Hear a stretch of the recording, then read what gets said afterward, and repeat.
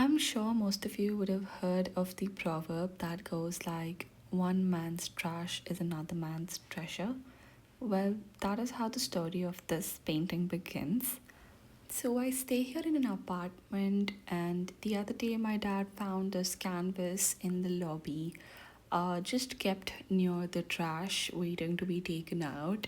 Since there were no visible damages on the canvas, he thought maybe he could bring it home and check if I wanted to do something with it. I saw an opportunity to give it a new life. With a little bit of cleaning and fresh set of paints, I could turn what somebody else discarded into something meaningful. So many times in life, we feel frustrated and give up. Maybe that's what the previous artist felt with this canvas as well. And then somehow this canvas found its way to me, and instead of letting go of a perfectly good canvas to waste, I saw it as an opportunity for my own growth and for the canvas to have a new story.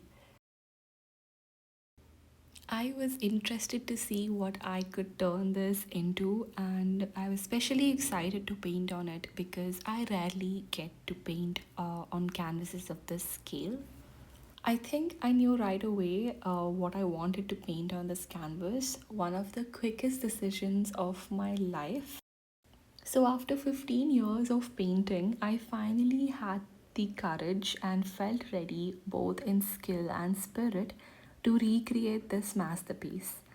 I think all these years I was in search of a canvas that felt deserving of it, and this one that was abandoned yet full of potential just felt right.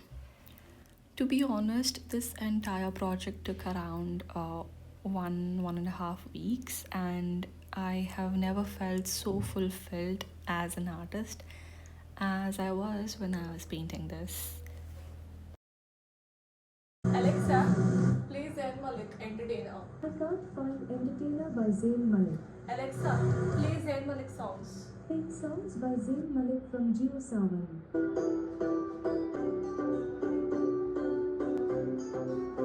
Alexa, play songs by Zayn Malik. Playing songs by Zayn Malik from Jio Sawan.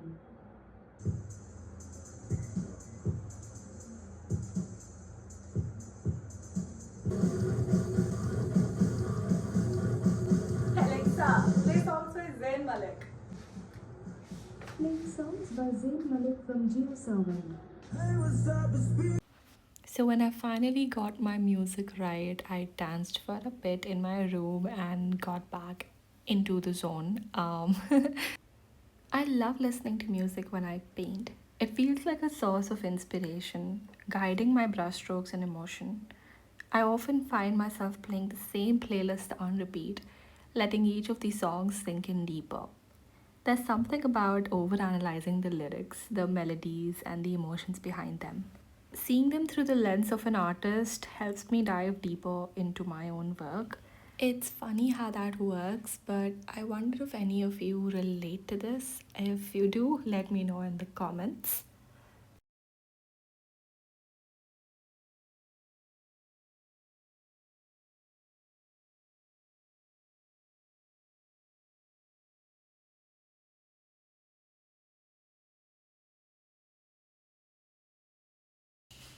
I have read so much about Vincent van Gogh, his struggles, his brilliance, the way he saw the world. I always knew I wanted to paint him with the deepest respect for him, not just as an artist, but also as a person. Through this project, I honor his imagination, his legacy, and the enduring beauty that he left behind. At this point in the process of this painting, when I went ahead with the yellows and whites for the stars, the entire piece came alive, and it really felt like the painting itself was speaking to me. I think every artist relates to this because at some point in your work, you do feel like the entire effort and trusting the process paid off because things are turning out the way you imagine them to, and there is nothing more satisfying than that feeling. This iconic painting may feel like It's just the combination of blues, yellows, and whites.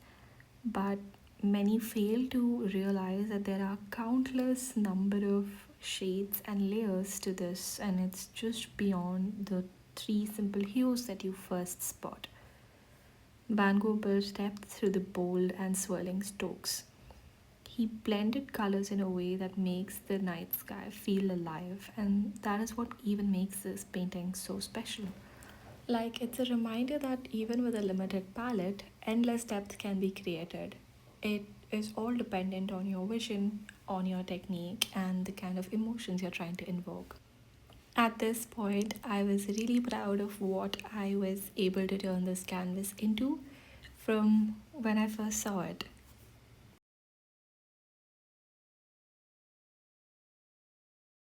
And here comes the most easy yet the most tricky part of the painting. I say easy because you just have to pick your black paint and go ahead and fill in the shapes. And it really starts looking like the Starry Night at this point. But it's also tricky because, in order to fill in the shapes and have it look like the actual painting, you need to get these shapes right. So you've got to be very careful with the outlines of the mountains, outlines of the bark, and make sure you have it placed correctly in the entire frame of the painting. And once that is sorted, everything else will fall into place and look just perfect.